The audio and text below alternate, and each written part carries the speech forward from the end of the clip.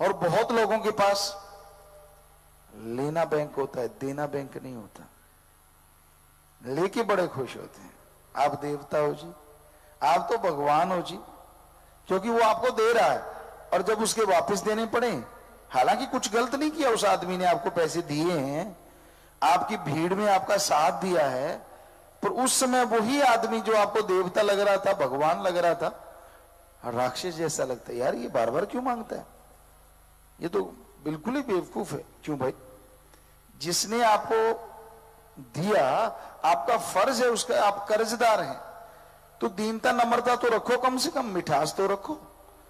और सत्संगी हैं तो आपका फर्ज है, 6 महीने का टाइम लिया तो 5 महीने में उसे लौटा दो।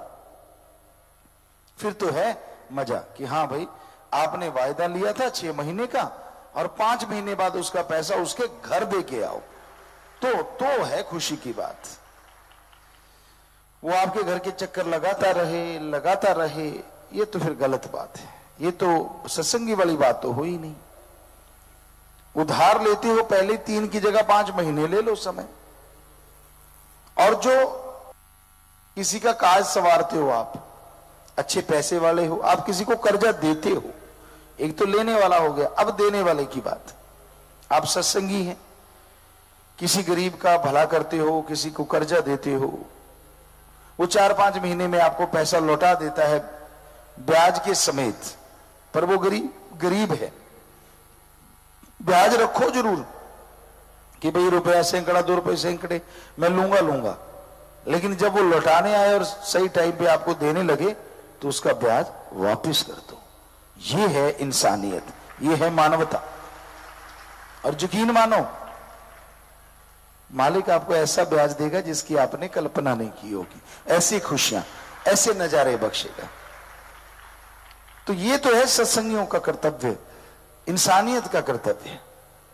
पर 5 रुपए सैकड़ा, 7 रुपए सैकड़ा जो ठोक देते हैं, तो उससे बड़ा पाप गुनाह की कमाई कोई और हो ही नहीं सकती। इसे कहते हैं पाप, इसे कहते हैं गुनाह। तो ऐसे कर्म मत करो। भीड़ में किसी का साथ देना ये इंसानियत है। भीड़ में किसी का नाजायज फायदा उठाना, कि किसी की कोई विपदा आ गई, भीड़ आ गई, तो उसका नाजायज फायदा उठाना, इसी को कहते मानव गिद्ध। आप मानव नहीं है, आप गिद्ध हैं जो मुर्दार पशुओं का मांस नोचती है। तो आप भी तो ऐसे ही कर रहे हैं, किसी को मजबूरी में देख के उसका फायदा उठा रहे हैं। ऐसा ना किया करो। ऐसा गलत कर्म कभी लाइफ में, जिंदगी में करना ही नहीं चाहिए।